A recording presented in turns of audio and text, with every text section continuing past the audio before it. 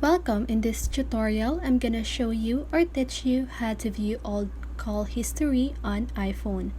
So if you want to know how I did it, just keep on watching.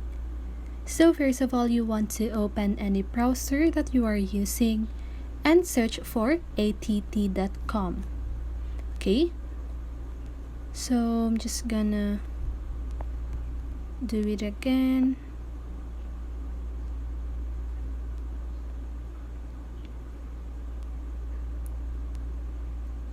Okay, so now what you need to do is to just go ahead and use this to view your old call history on your device.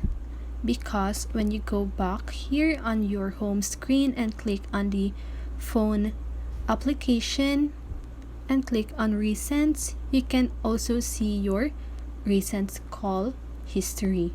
But I think it will keep only 50 or 100 recent call on your device. That's why just go ahead and use the ATT so that you can have all of the access on your old call history. So I hope this video helped you, and if it did, make sure to like, subscribe, and hit the bell notification so you won't miss a video. See you in the next one and have a great day.